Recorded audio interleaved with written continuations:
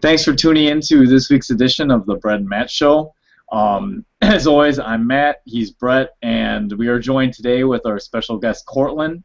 And this is our 2015 NFL Draft preview. So we were actually going to do this is actually more of a mock draft. We were going to do a live mock draft here tonight, and what's going to happen is we already decided the order of who's picking. Cortland is going to pick first and have the Tampa Bay Buccaneers. I'm picking second and have the Tennessee Titans, and Brett's picking third and has the Jacksonville Jaguars. And what we'll be doing is we will just be cycling through the teams. So once we're done with the three, Cortland will be back on the clock again with the Oakland Raiders at pick 4. And we'll continue through the draft doing that. So, yeah, I'm pretty excited to get this started, guys. Me too. Cortland, who you taking number one? It's a difficult decision, I think. Yeah, it's really not. First, before we start though, thanks to you guys again for allowing me to come on. It's always a great pleasure, and I always have fun doing this. So, without further ado, so for the first pick, the Tampa Bay Buccaneers, I am going to select obvious Jameis Winston. I think it's a good fit. He's the best, to me, available quarterback in the draft. That's what they need. So we'll put him in there with Mike Evans and Vincent Jackson, and we'll let him go. You give any consideration to Mariota at all? I did.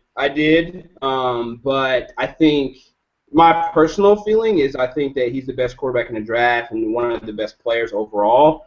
And then just from everything I read about, with blogs and different scouts that I trust and writers that I trust, I saw no mock that went against what I saw.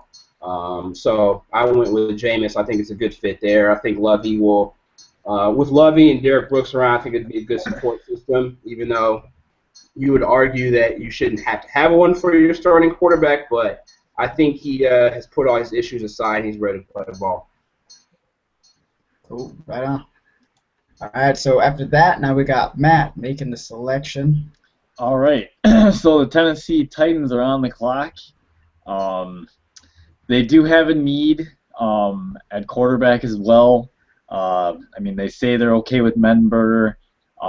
Since we're not projecting trades or anything, I think tomorrow night, regardless, Marcus Mariota will be taken at number 2. I'm just not sure if it'll be Tennessee making the pick.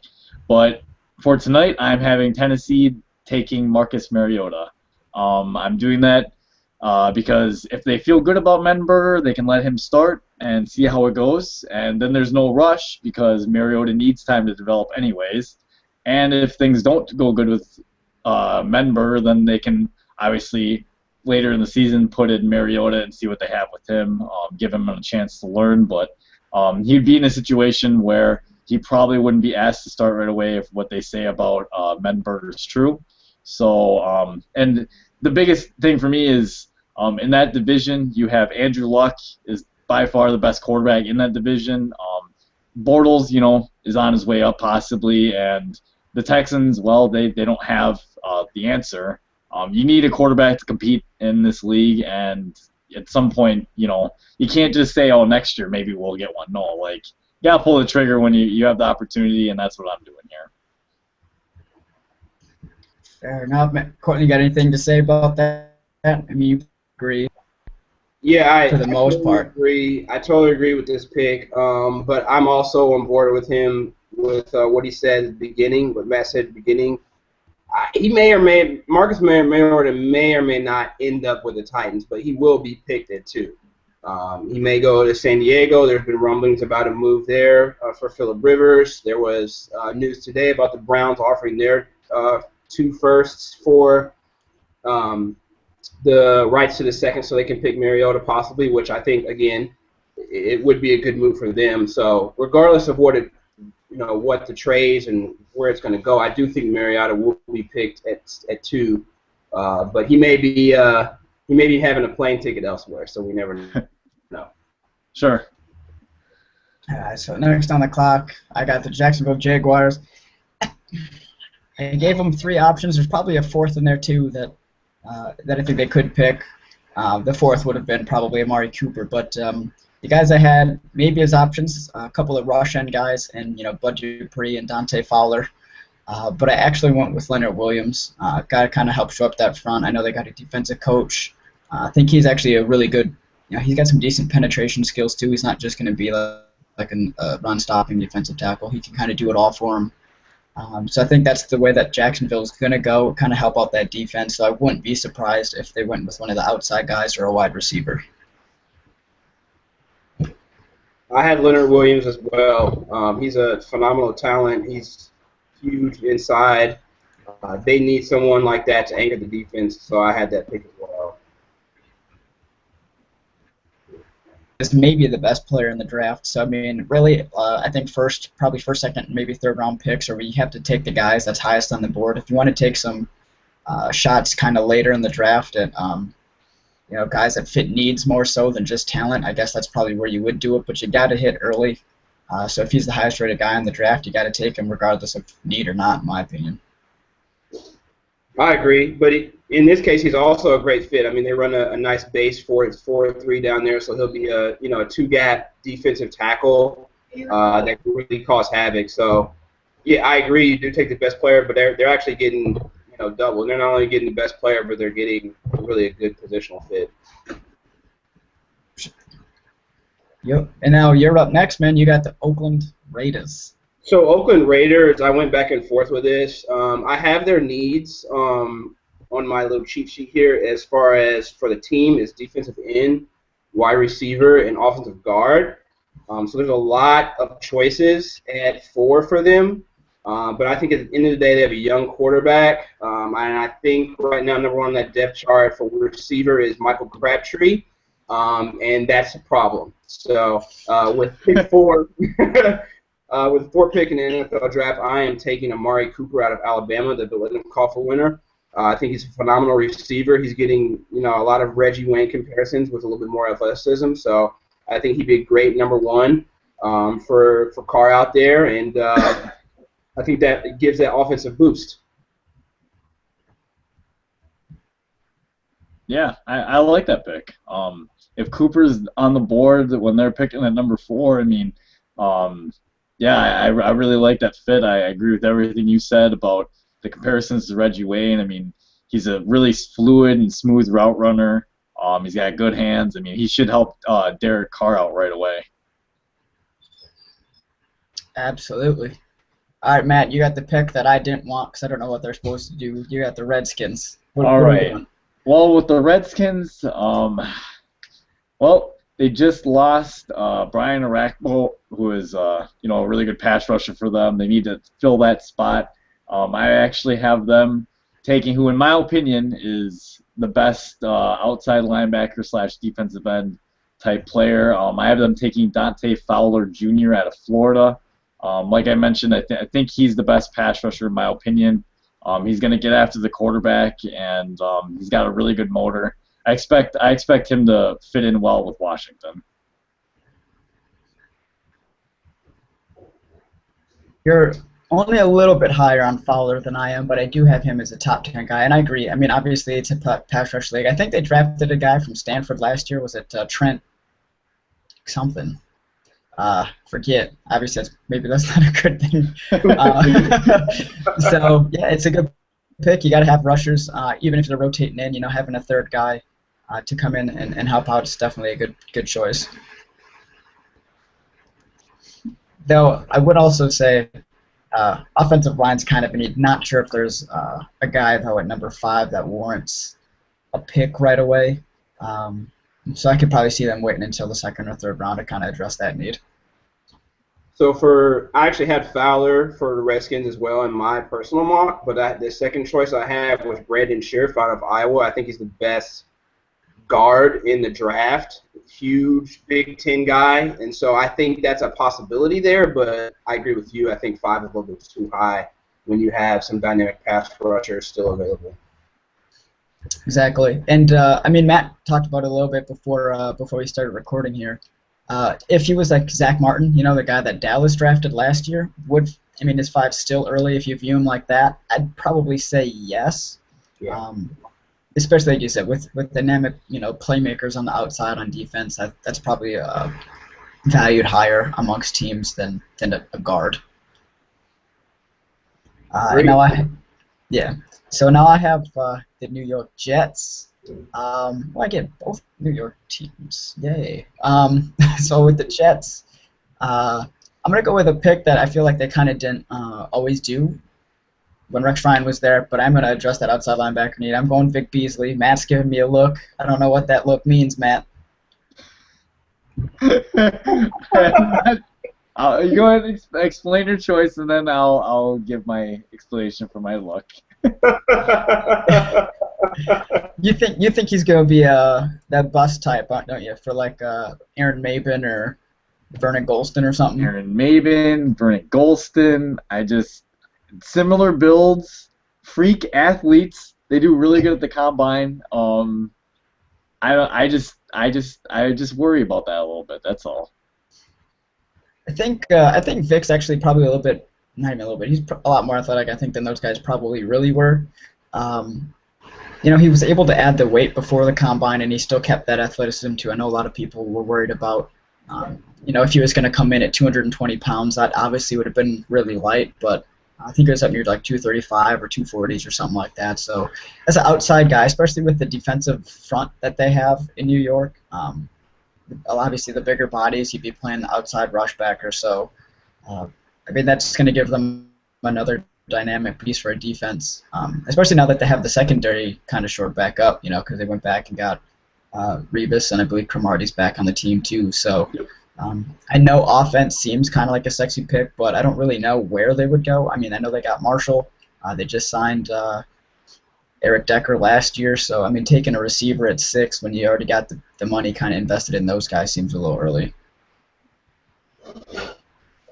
I have linebacker, edge rusher as a need for the Jets, so this pick doesn't surprise me. I actually had in my personal draft, I had Brandon Sheriff going at 6, even though I just said that he's 5, but I think it's a great fit and at 6. But again, linebackers a need for them, so Big Beasley would address that as well. They have a new coach. He's going to bring the 3-4 system kind of from Arizona, so they really have the personnel, and so I think he can fit into the defense that I forget Coach Bowles is going to bring over.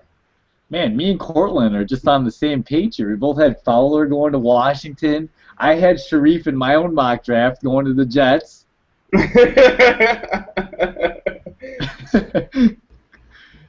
Yep. So hopefully we still match up. So the Bears is one of the picks that I have at, I believe they're at 7. Yep. So this is one that I really struggled with. I actually reached out to Bears fans I knew on Twitter and just asked them, like, what are you guys going to do? What are you going to do? And no one seemed to give me an answer. So although I really think they should address defense because they were horrid last year. They were really bad. They were in the bottom 5.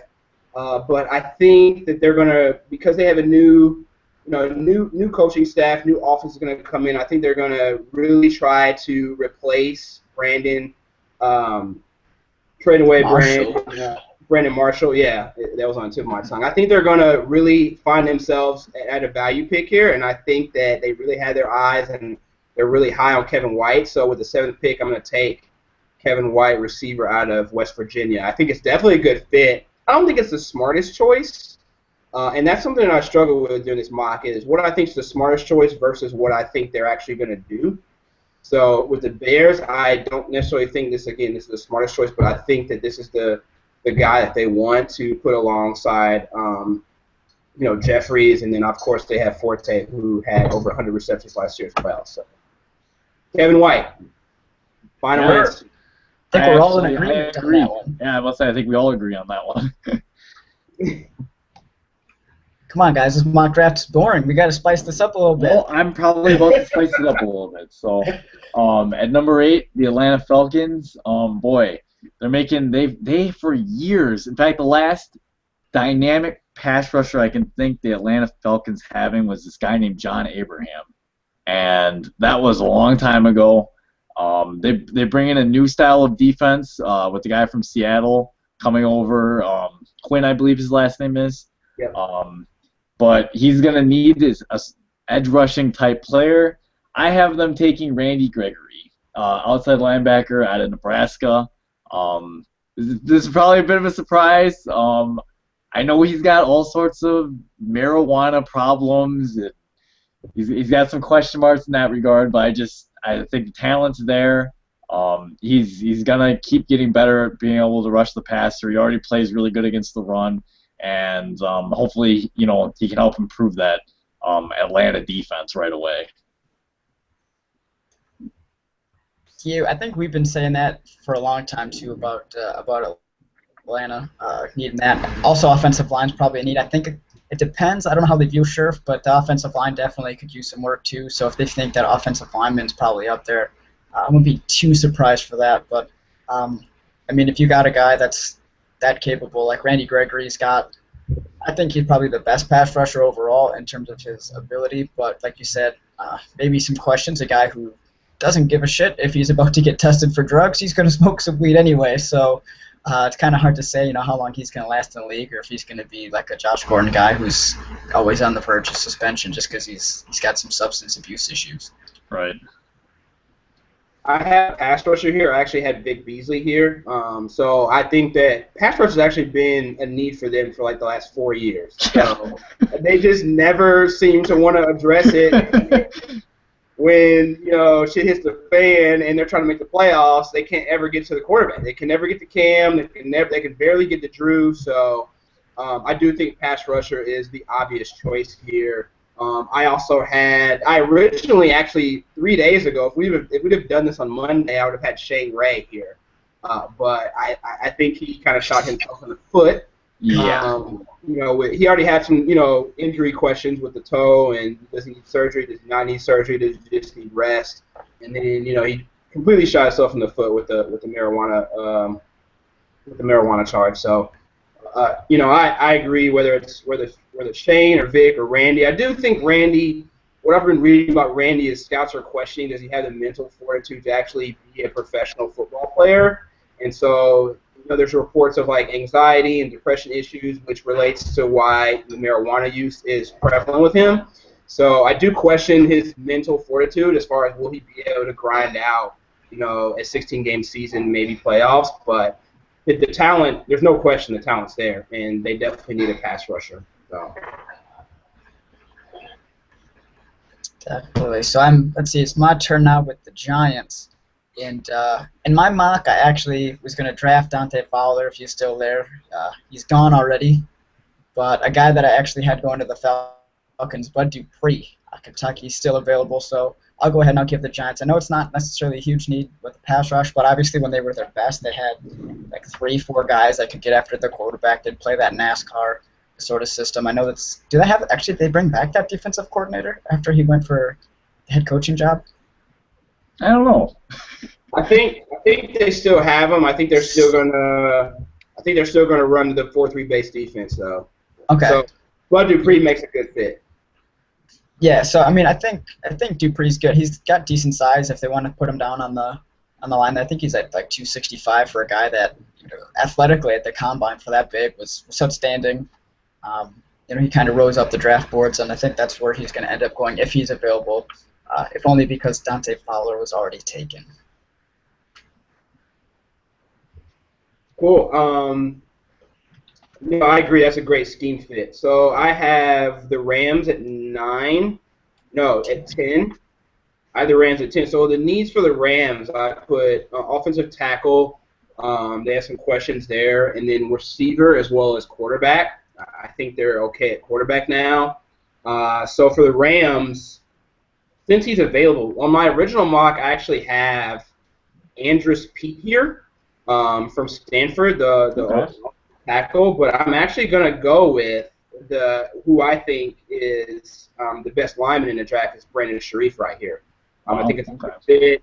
It's going to be a great tackle. I think he can play either tackle or guard. The scouting world is kind of split on whether he's going to be a true guard or a tackle, but I think he has a talent to play either way. So with a 10th pick for St. Louis, I'm going to go offensive tackle Brandon Sharif out of Iowa. Like the pick, it's exactly what I had in mind. Had I would have been drafting for the Rams. That you said Pete. I also had Eric Flowers as an option too. He would have been like the third guy behind Pete and Scherf. But since they're both there, you made the right pick, I think.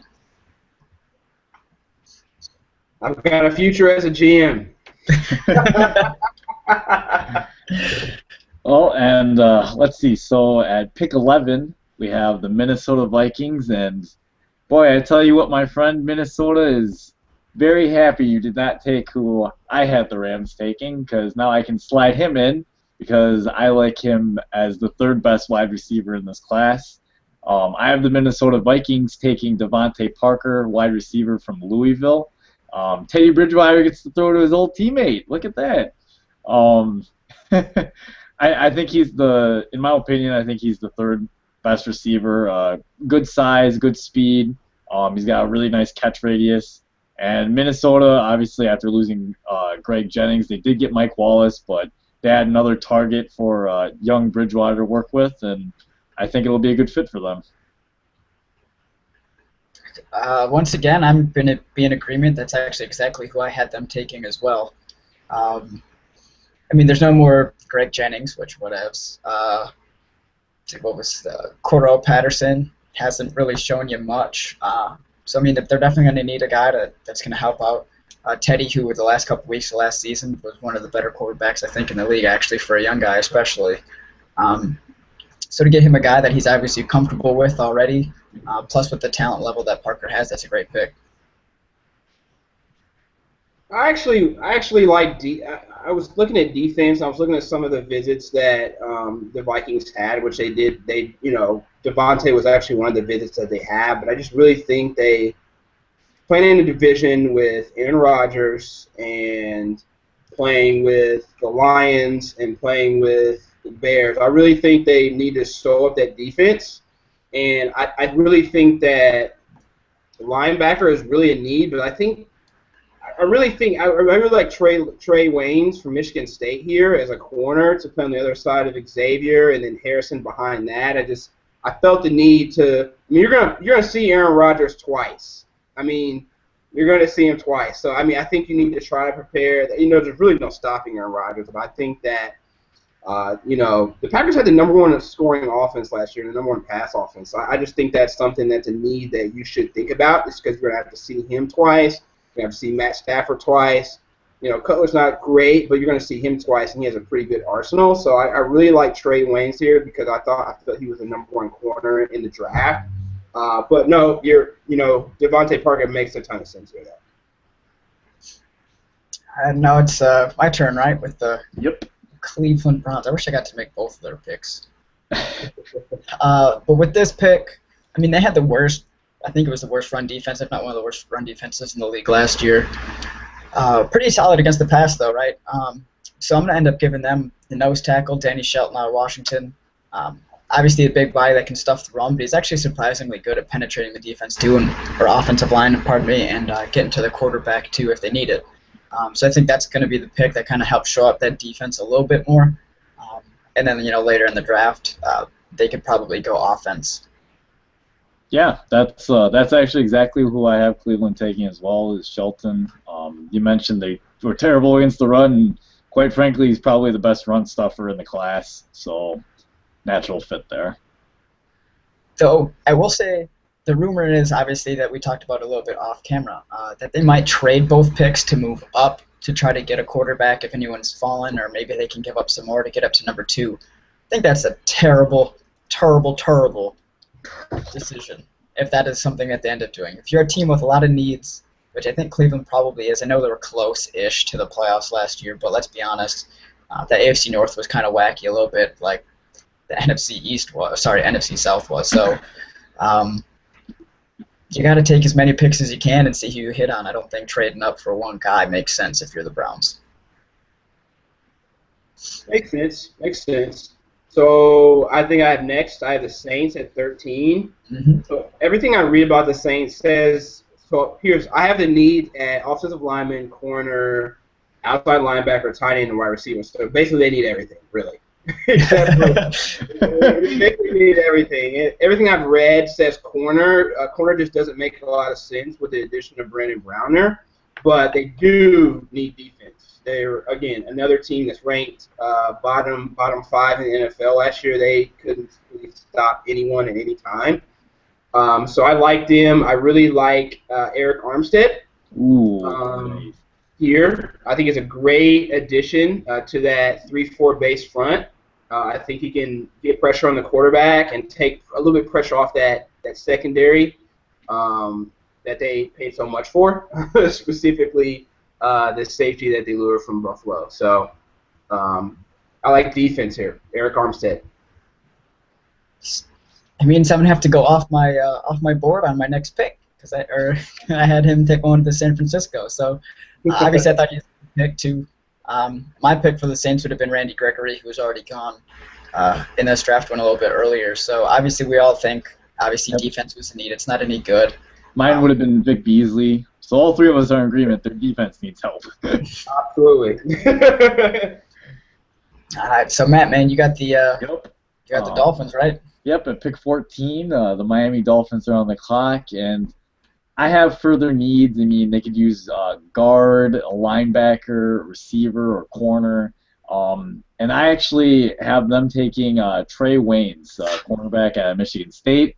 I just think, from a pure corner perspective, I think as far as just being a technician, I think he might be the best one. And a lot of the corners in this year's class come with off-field baggage. He doesn't come with any of that. He played in a good defense at Michigan State.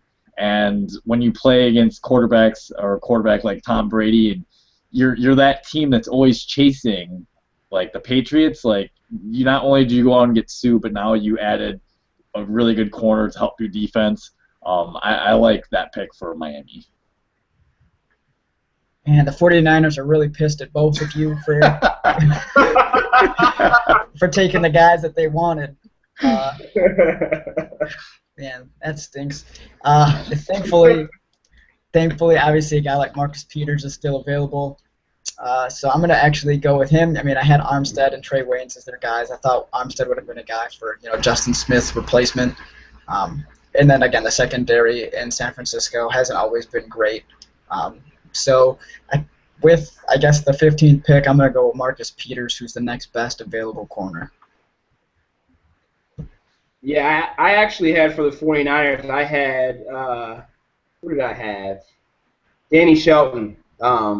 So, yeah, I think that defensive line is kind of what they want, but, judging from how we are picking, I think, honestly, it will kind of go like that, so they may have to look at moving up. If that's really something that they want to address. Obviously, losing Justin Smith is a big blow. And they do have Bowman coming back, but I think they do need help on that line. But, yeah, I think San Francisco might be in a world of trouble. Will be. And obviously there's not an inside linebacker. At least I don't think so that they would be worth taking here in the first round. So they're going to have to address that spot probably in the second or third round since the retirement of Patrick Willis and Chris Borland. Great. So at 16, Houston Texans, I have their needs at wide receiver, linebacker, and quarterback.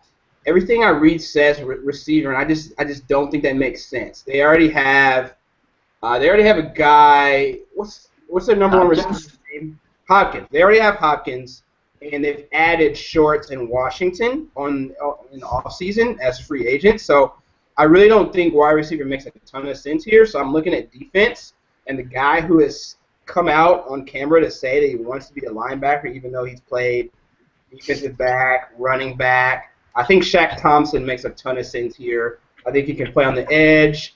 He can play a little bit on the inside. He can move around as a rover, depending on what you want to do. I think they already have Watt as a great headstone, somewhere to build around there. But so I think Shaq Thompson can really, really help them as far as in the middle of their defense. He has great range, crazy athletic ability, great speed. I think he can kind of get better on his technique a little bit, but I think he can be a very good asset to Houston. Oh, Cortland, you're making all your fans in Indy so upset. That's who I had the Colts taking. They're devastated right now.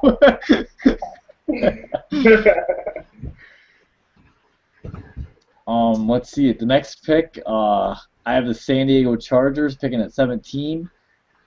I'm kind of torn on what to do, but I think the Chargers are going to be that team. The Chargers are going to be that team that take a running back in the first round, and I have them taking Todd Gurley, running back out of Georgia.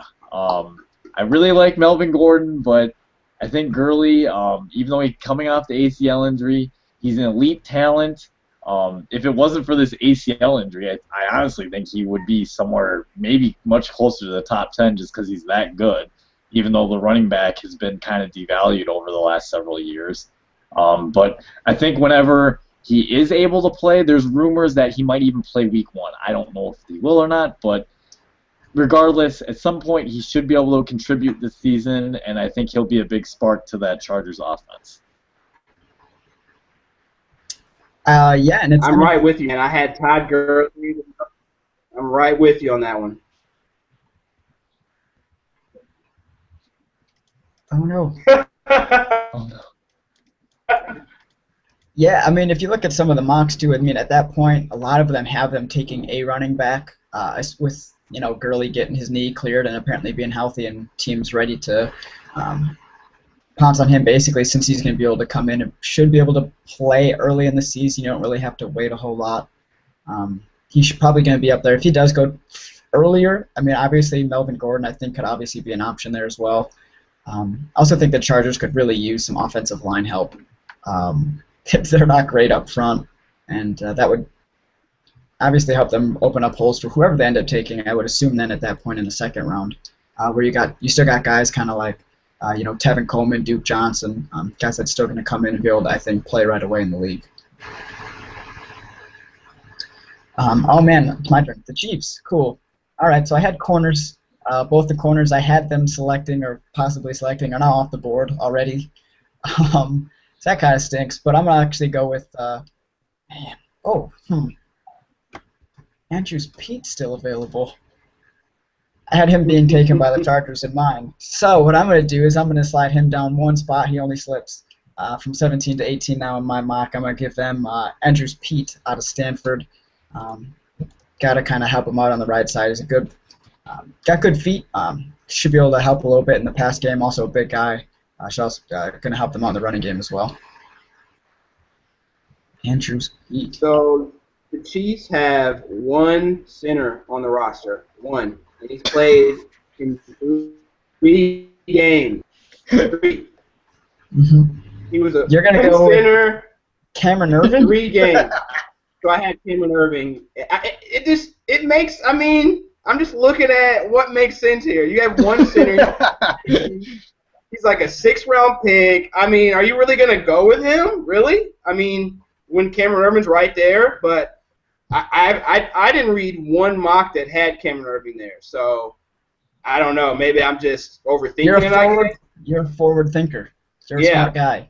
I mean, I still had Irving as a first-round guy, so we'll see if he gets taken later at some point. Cool.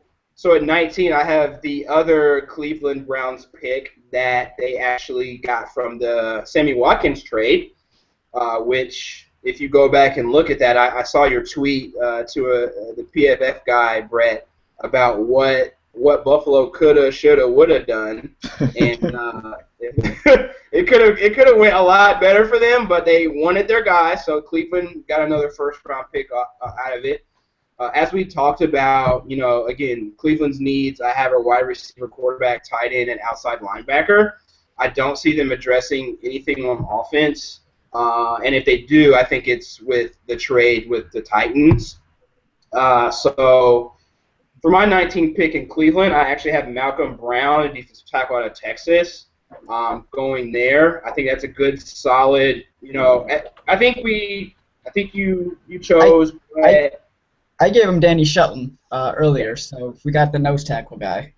So, I actually had Devontae Parker. Going at 12 to Cleveland and then giving a defensive tackle, but I'm just gonna stick with Malcolm Brown. I don't think I think they'll definitely be able to work with both.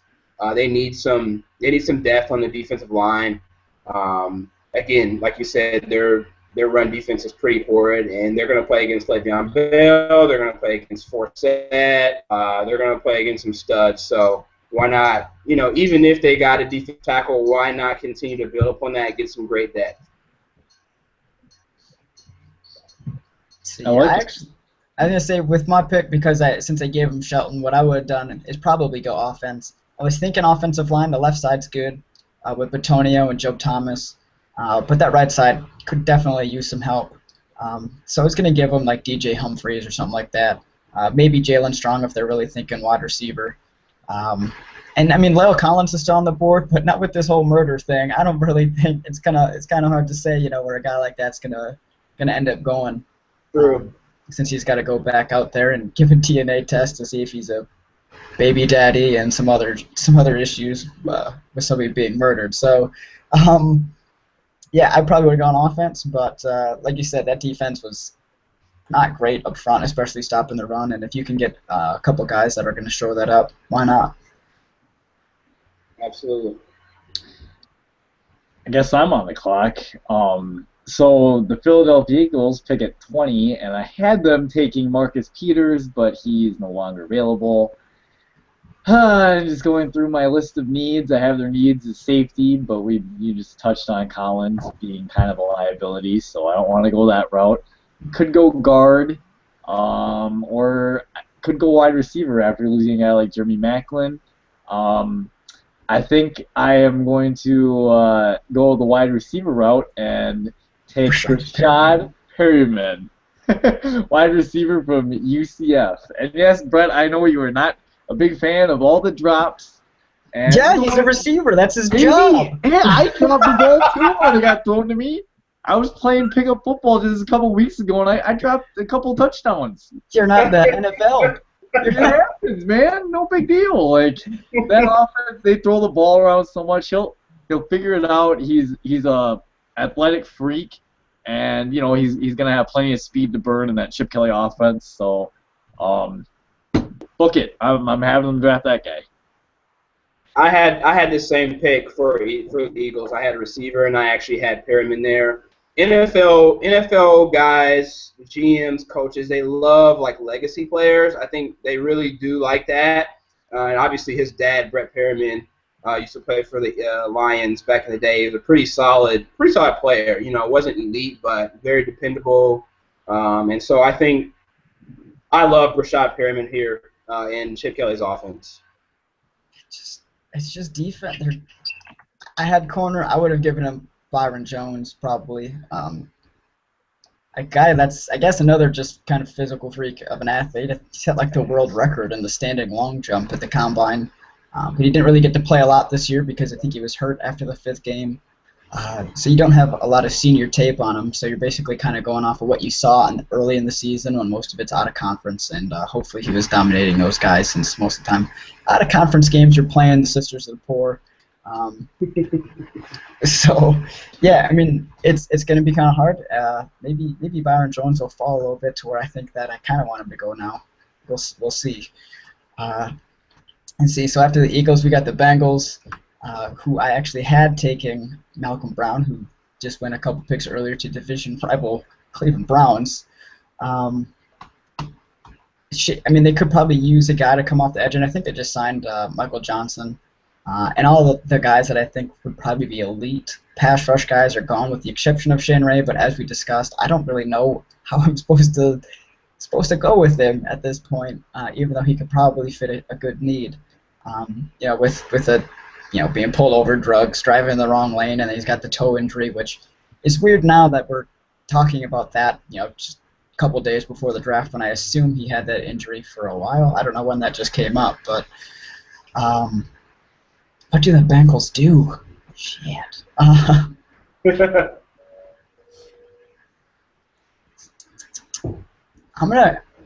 don't know why I'm doing this, but I'm gonna give them an offensive lineman. Hey, that's what I did. Not gonna say who though until after you make the pick. And since he's still there, I'll just Eric Flowers or TJ. I'll go Eric Flowers. Hey, that's exactly what I had them taking. So I gotta go through and block him out for the rest of the draft. Eric Flowers is the pick, and the Carolina Panthers are crying. I had offensive lineman there. I had Collins, even though he does have the questions. I think Cincinnati has a history of players with question, but I like offensive lineman for Cincy. I think it's a good smart move. Yeah, I agree. And I mean, they've taken some guys in, like you said, that have had some issues, and then for the most part, I think they've turned around just about all those guys' lives. So, it depends again on if he's cleared, which I'm assuming he will be. His agent said he should be cleared of any charges or anything like that. It's not going to become an issue. So if he's there, Collins would also probably be a really good pick as well. Cool. So at 22, I have the Steelers. For their needs, I have defensive back, outside linebacker, and tight end. So I really kind of thought about this a little bit, and I think, with the secondary kind of aging, I looked at corner for their need, and I really like Kevin Johnson out of Wake Forest. He had a great combine, and so I think he fills a need there. Of course, there are people out there that that look at Palomalu, retiring, leaving.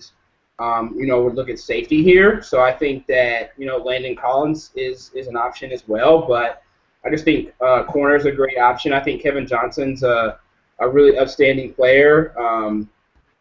Didn't play actually very dependable guy. Never missed a start in Wake Forest, and he kind of wowed scouts at the combine. So I'm going to go quarterback Kevin Johnson at Wake Forest. All right. So next time up with the Detroit Lions, and I also have them looking for help on the defensive side of the football. I have them taking, I believe Byron Jones is still available. Am I right? Yes. I have them selecting him or Byron Jones at UConn. We kind of touched on it earlier. When you have to play a guy like Aaron Rodgers twice a year, you got to have some guys that can hold up in the secondary, and I just feel like the Lions definitely need to address that. And by taking Jones, I think they're going to get a pretty solid player that should be able to develop and continue to get better. Who's going to play running back for the Lions this year? That's a fantastic question. Tevin Coleman. We didn't get that far. We're not doing a 2-round mock, but that's. I know, right? I just threw that question out there. I had Melvin Gordon here. I think he's a great fit. I think his ability to catch passes out of the backfield and run between the tackles is phenomenal. I think he's a great player, and I think he would fit right in with that offense. But you addressed a need also with Byron Jones, and I'm really high on him from what I've read. He looks like a great player. So I have now the Cardinals, and my number one selection, Kevin Johnson, is no longer on the board. Thanks, Cortland. But there is a corner still available. It has some good length. They had Cromartie. Cromartie's gone now. So you're kind of getting a replacement for him, good athlete. And Jalen Collins out of LSU, which kind of stinks because, never mind, it doesn't stink. I didn't have the Packers taking him, so that's okay. I did. So I'm going to take Jalen Collins off the board, and I'm going to get a replacement there at the corner spot.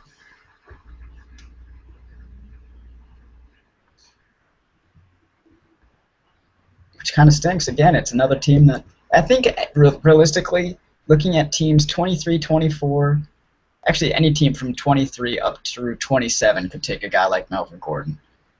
If he's not going to make it probably past that, though in my mock I somehow managed to have that happen. But realistically, I don't think Melvin Gordon's going to slip out of these next few picks. I guess we'll see. It's up to you guys now.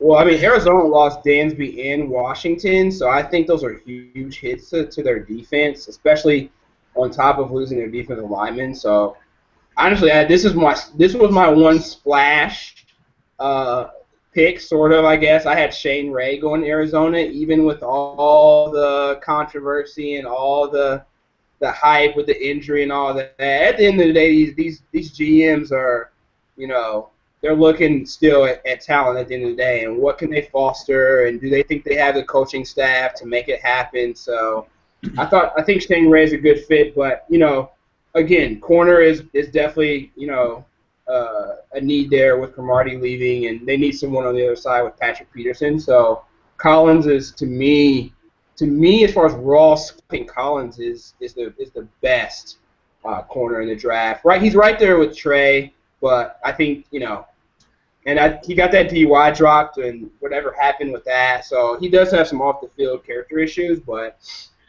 he's a great talent. There's something there too because he only started I think 10 games while he was at LSU. I don't know if it was between injury, suspension, or just not being the guy that the coaching staff thought was one of their top corners on the team. So I mean maybe that's a little concerning, but you could also look at that as an upside thing. He's only really played and started 10 games. So you got all that the physical tools there. Now you got something that you can kind of mold and develop a little bit. Agreed.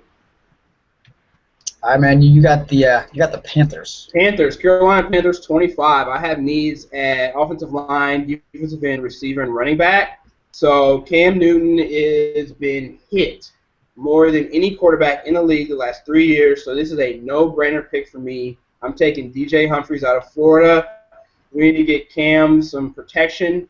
The 2 ankle surgeries, he's had back issues, got into that accident. So they need to protect their asset, who they're probably getting ready to, throw $100 million at him. So you might as well go ahead and protect your asset that you're getting ready to invest in. So I think DJ Humphries is a great tackle on the edge. He's got good quickness, good hand movement. I think he'd be a very good asset to the team. And again, protection for Cam is my pure motivation for this pick. We still have Lyle Collins on the board, right? He hasn't been taken off yet? He's still there. Yep. Okay. And would you have given thought to him? Or I mean, obviously he's kind of a tackle, kind of a guard, whereas Humphries is going to be more of an outside tackle. Is that probably what led you to it? Is more of a sure thing at tackle than maybe sliding into guard? Yeah, I like Collins there.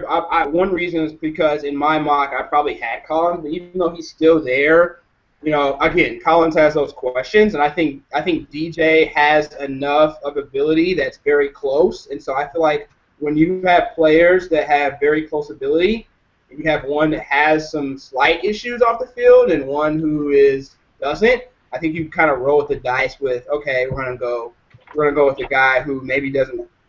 In everything that's going on with Collins, like you said, his agent said that he'd be exonerated and all that, but sometimes when you have, to me, skill sets that are close, but I do think they're close, I think you can roll the dice with the guy who stayed clear.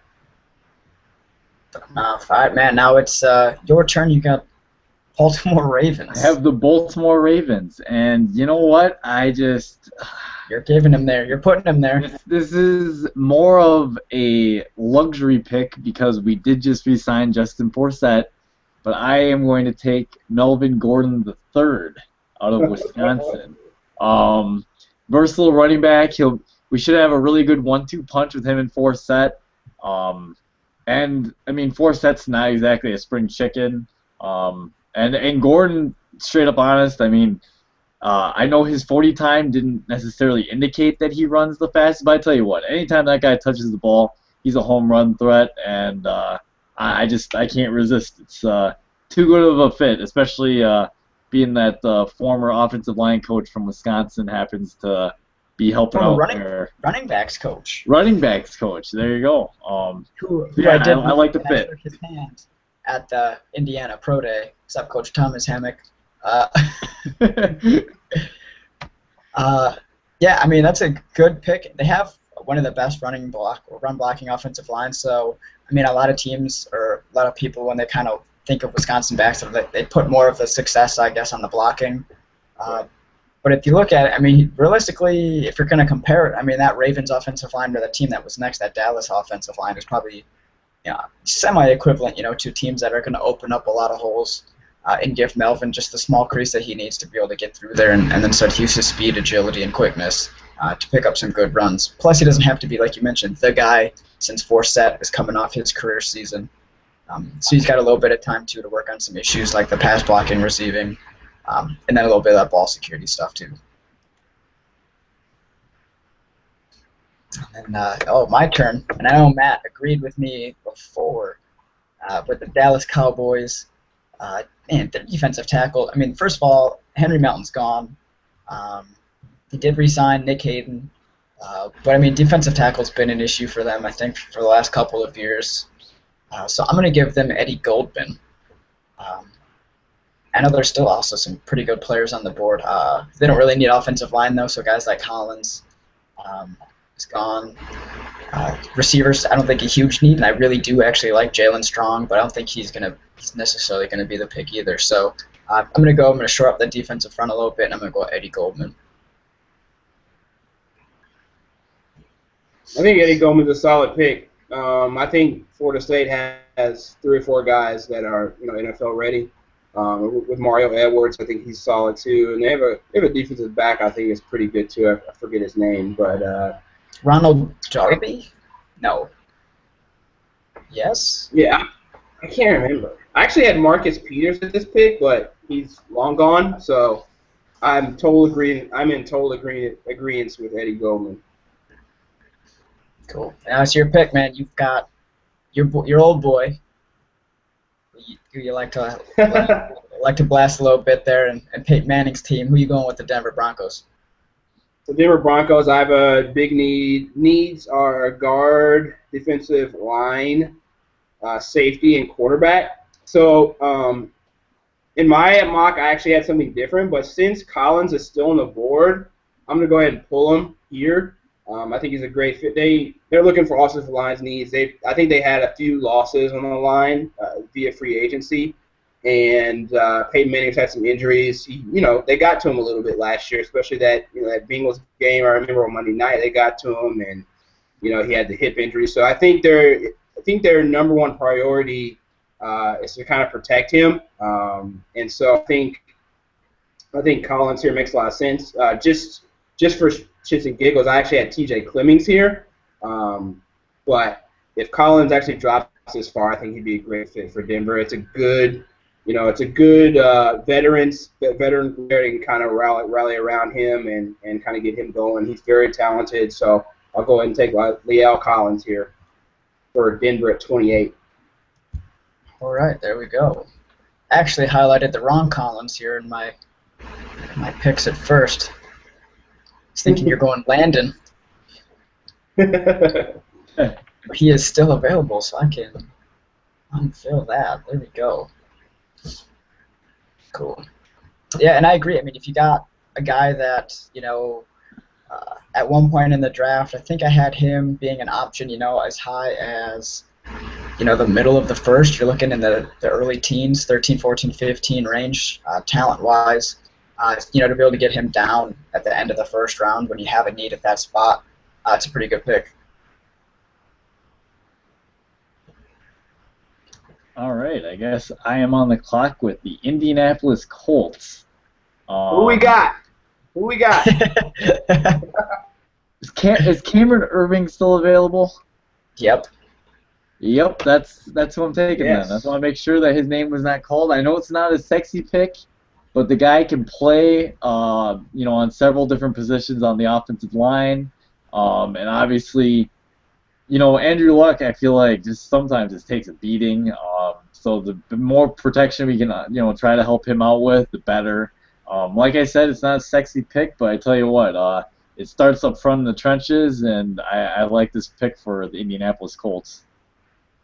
All right, Colts fan, what do you think of that pick? I like it. We've been wanting a center for a couple years now. We were really trying to pull for. I was just discussing him earlier today. Mack, from Cleveland. Oh, from Cleveland. Yep, Alex Mack. So bad. If you looked on every blog, every fan wanted Mack so bad. And so since we didn't get him, I think, if Cameron Irving drops this far, I think he makes a ton of sense. And so anything for the offensive line help, I'm in favor of. What I really want us to address at some point, though, is free safety. And so I had Demarius Randall out of Arizona State at this pick because I think he's the best pure coverage free safety in the draft. I think he'd be a little bit of a surprise pick because I think a lot of the scouts have him graded as a second-round pick, but I think he'd be phenomenal and with our defense, and we need someone back there who can actually cover somebody. So, but no, I love Cameron Irving. I think he's a great, great player, and I would love, if he were to actually drop to us at 29, I would love to have him. All right, now I get. Oh wait, yeah, my turn, right? I picked for the title town, Green Bay Packers. Oh boy. Ken Thompson has traded out of the first round. I went Thursday. I watched everything for nothing. You know what? Based on who's still available, if there was a team early in the first that wanted to trade up to grab somebody, I might listen. Grab an extra pick. We should make a bet on this. I just know the Packers are going to be on the clock. I'm going to be seeing Green Bay going across the screen, and I see, oh, a trade has been made. Oh, sweet. We just traded out. I get to wait till Friday to see who's going to help my team. That's what will happen. Well, like I was saying, with some of this talent available right now, guys that I think could probably be there early in the second, if that was a legitimate option, I wouldn't even be mad. I mean, I'd be mad because I just watched 30 picks go by, and then really I'm only interested in what's going to happen tomorrow. Well, not true. We're all interested in every pick. I know we'll probably watch most of it if we can. That's true. I'm going to watch all of it. And I am interested in every pick. I will just be a little upset. Yeah, as a fan. But there's some guys I think available that, for talent-wise, obviously I think our first-round picks, a couple of them are receivers, Dorial Green-Beckham and Jalen Strong. Green Bay doesn't need that, especially with guys like Jordy and Randall signed long-term, and we just drafted the guy last year. So yep. I can't see us going with a wide receiver. Shane Ray's still on the board. I don't really need an outside linebacker, though. We kind of need a guy in the middle, unless we're going to just keep Clay Matthews in there, which would be silly. Personal opinion on that, but I think most people agree. We still got some offensive linemen available. Don't think that we're really going to go there either. So basically, I was kind of hoping corner. Corner. We talked about him before a little bit. Ronald Darby's available. But, man, I really want to address the middle linebacker spot with this team. God damn, he doesn't really even make sense to go here. It fits more of a need, I think, probably the best talent available, which isn't what Thompson does. Not Thompson would do. So this is why I'm struggling, because the best talent on the available right now is probably in the offensive line and receivers, which I don't think we would take. So at this point, it's either, given his reputation, like I said, it's going to be a trade at this point if that's the case, if the best talent is stuff that he doesn't care for or need. Or a guy that just got pulled over for weed. Granted, to be fair with Shane Ray, I mean, we just signed LaTroy Guy onto an extension, and that guy got caught with a shit ton more weed, I think, than Shane Ray had. So that's the official measurement on that, too, is a shit ton more. That's true. Maybe we don't care about that. Maybe. We got a progressive staff, all right? They don't mind the marijuana things. They just don't do coke, all right, guys? Anyway, with the Packers, man, I'm going to go with it. I'm going to please our friend Kyle. I'm going to give us Denzel Perryman, the linebacker out of Miami. He's a little guy, and I don't think that necessarily fits that kind of stuff that we'd go for, but another little guy by the name of Chris Borland played all right. Exactly. Anyone who thinks the middle linebacker position you have to be some huge guy, like Perryman is 5'10", he weighs maybe 235, 240 pounds, but his instincts are phenomenal. You can't teach the ability to diagnose plays. I mean, you mentioned Chris Borland. He was similar, and he just flies around and makes tackles, and that's what we're interested in Green Bay. So I love that pick, Brett. I got no beef. I think the higher rated linebacker is probably Eric Kendricks, right? Who's out of UCLA. I was just going to ask about him. Did you guys give him any thought? I mean, Butkus Award winner, pretty solid guy. Right. I had him as my third option, number 2 being Jalen Collins, who's gone. So it basically came down to those two guys, Perryman and Kendricks.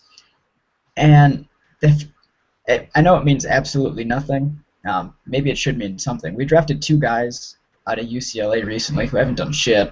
So right? I mean, Well, Jones hasn't done a lot. he hasn't. The thing with Kendricks, though, he's a better cover linebacker than he is than like stuffing the run. And it just seems like the Packers are always like teams can just gouge us and just gouge us in the run game. I like Perriman because I think he's a better fit against the run. What about addressing corner at all? And I actually, in my personal mock, I had Jalen Collins here. And you guys lost a few corners. Well, Cortland, you guys stole all the corners, bro. Yeah, there's no one left. The only corner left, I think, is probably Brandon Hardy. I mean, yeah, and like I said, my mock, I had Jalen Collins as the second pick, had he still been around, but he got taken earlier. Actually, in my mock, Jalen Collins was to the Saints at 31, the pick right after. So it would have come down to those two guys, but I mean, with him off the board, I didn't really want to go with Darby or anybody else. Or Eric Rowe at a I was about to say, Utah. Possibility, the hybrid. We have a hybrid, Micah Hyde. So, yeah, that's probably why I did it. I mean, if there's a top corner still available, I could see us going with that. But since the way we ended up drafting, there's not, so I actually went. I'm just gonna stick with Perryman there. All right, last two picks. Cortland, you got the Saints. Their second So pick. I can get they got both the Seattle Saints. Seahawks. Who'd you take with them first? I did Eric Armstead. That's out right. of Oregon, the 3-4 DN. And so I'm actually going to flip the switch here. So no Stills now. They have Brandon Cooks, who's a little guy. He can kind of move around. And they still have, oh man, I can't remember anyone's name Colston? now. Yeah, out of Hofstra, Colston. Colston's aging a little bit. He's getting older though, yeah. Yeah, he's getting older. So I'm going receiver here. Another target for Drew Brees. I'm going Philip Dorsett. Oh my God! I think it's a great fit here. Possession, big guy. No Jimmy Graham here, so you can use him in the red zone. Big target. I like Philip Dorsett here. What's going on? No Philip Dorsett? Big target? How tall is he? Come on. Are we thinking of the same guy? I thought he was small and fast. I don't. I'm thinking he's a good, solid target. Let me see here. Let's look it up. Here. I like it. Maybe I haven't. Either way, I think. Okay, yeah, not a big target. 5'10", 185. Oh my God, he's tiny. He's We actually already have a speed receiver, Mr. GM. We already have Brandon Cooks. I don't need another speed receiver. Jalen Strong is still on the board, and we're not going to take him. But listen, they can use this guy just like Cooks. They can use him in and out of the backfield. I think he's still a good red zone target. I like Philip Dorsett here. They like speed guys. I guess he can't teach 4.2 speed, so fine. Right, and you said Kenny Stills is gone too, who actually had a lot of downfield ability. I don't know how, but he was always open downfield. Not always necessarily the fastest, but he played fast. So now you get a guy who actually can run fast. And kind of use him in that mold as well, get some downfield threat as well. I mean, maybe it overlaps with Cooks a little bit, but at the same time, that means that defenses are going to have to play back with safeties because you can't always trust a corner to run with a guy like Cooks. Or Philip Dorsett, which I think is actually going to open up, obviously, the running game as well. And they still got, Ingram there. So I know you've been high on, too, for a couple of years. I mean, hasn't really had the opportunity to be the guy, but with him and Kerry Robinson's down there too, they got a decent stable of running backs. I think probably an overlooked one. So having some speed guys to make sure that those safeties have to stay back could actually help the running game too. Wow. I guess the New England Patriots are on the clock, and I gotta say I'm a little. I mean, no, we didn't have anyone taking Landon Collins, right? Nope. No. Andrus Pete's still on the board too. No, Pete went to. Nope. Yeah, we got Pete out of there. Chiefs. Oh, we did? Yep. Brett made that pick, I believe. Wow. I'm torn between the receiver or a safety just for fun because you can always use help. Nope. Guess what? We're taking. The Patriots will be selecting Jalen Strong. wide receiver from Arizona State. Um, just another talented pass catcher for Tom Brady to get the ball to. They could use a younger receiver, and they already got oh gosh, who's the small white receiver that I can't think of, that torch that got concussed and probably should. They got a guy that can run the underneath routes. Now they got someone to put on the outside that's a little bigger and stronger. And it should just add a little more dimension to that offense that was already really good. Nice thing about the Patriots is when you win the Super Bowl, you don't have a ton of holes. And I know corner is obviously a need, losing Revis and Browner. But I don't know. Belichick likes to do his thing, so he'll figure something out like he always does. So. Cool. Let's see. So we've got a couple guys I'm sure that we all expected to be drafted in the first that haven't been. Guys on my board right now that I think are going to get first round consideration. I think a guy like Dorial Green-Beckham. I know he's had the issues, hasn't really actually played football in over a year because he wasn't eligible at Oklahoma. But you get a guy that's 6'6", can run under 4'4". Teams drool over that kind of stuff. Yeah. So I think he could probably slide in there at some point in the first. Again, we got Shane Ray, Landon Collins. Nobody took Landon Collins. And then T.J. Clemmings. I don't know how I feel about him as an offensive tackle out of Pitt. But it seems like a lot of teams are high on him at this point as well, too, so he could also be a first-round guy. Anyone else that you guys think might get consideration here in the first round that we didn't end up selecting? I at the end there with the Patriots, I think corner's a huge hole for them. So I do think P.J. Williams is a possibility out of Florida State. He did have some off the field trouble, but again, the Patriots are another team that are known to take some chances on that. So that's a guy that I think could sneak in there because there's a lot of teams that have need for corner. So he's definitely a guy that I think can sneak in. And then Jake Fisher out of Oregon. I think their offensive line is deep. There's a lot of good talent, but I would not be surprised to see tomorrow someone pull the trigger on Jake. He's definitely could see a difference, in that game versus Arizona. I think it was a Pac-10 championship. They didn't have him before, and a lot of people pointed to that being a big change. And I think he played phenomenal against Florida State as well. So I think he's a guy that you could see possibly in there. Now, again, there's tons of talent. We named off, at least 5 or 6 offensive linemen that went in the first round, but I wouldn't be surprised to see him. He's a huge guy. Yeah, obviously Landon Collins we had mentioned. I had Max Williams actually going to the Saints for my pick late. Just by the way things fell, I thought, well, why not? And I actually had receiver Nelson. I don't know how to pronounce that guy's last name. Do you guys know? We'll just say Nelson, the kid from USC. The kid from the wide receiver from USC. I actually had him going in the first round. Obviously, the strengths of this class are receiver, and there's a lot of offensive linemen that are really solid. I think a lot of the names that we listed off, though, I think a lot of them are going to get called, and I don't know, we made sense, I feel like, for drafting the players where we did.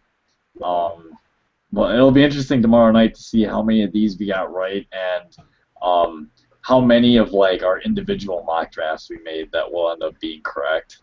Last year I had 8 picks that were right. 8 picks. Brett had 2. One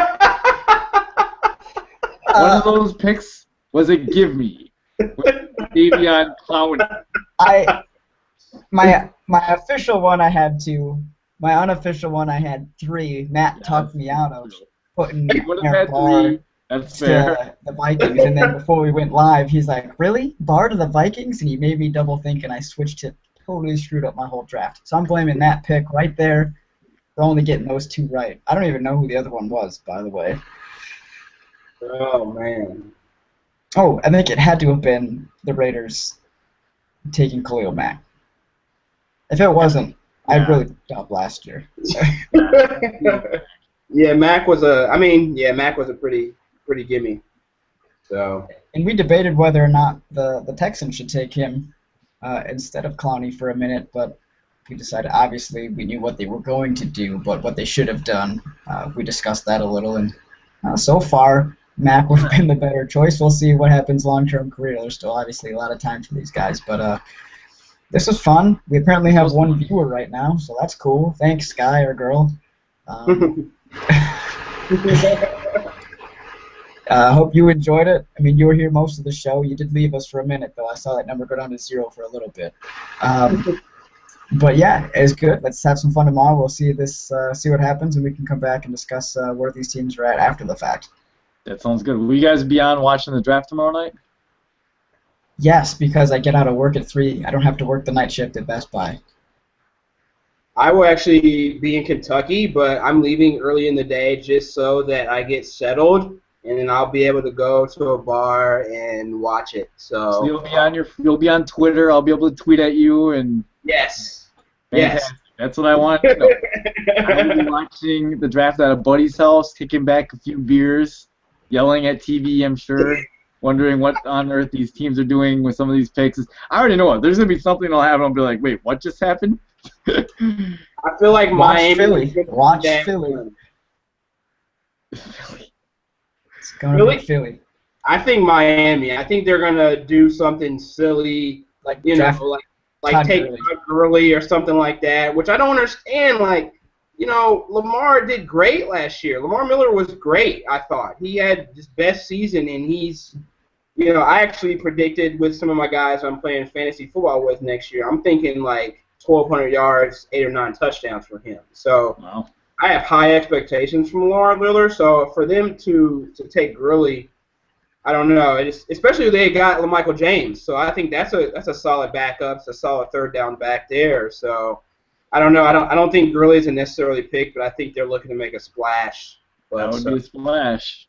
Yeah, indeed. All right, cool. Well, thanks again, everyone, for tuning into this week's edition of the Matt and Brett Show. Thanks again, Cortland, for coming back on. Yeah, thank you. And, thanks, guys. Yeah, we'll do this again soon. All right.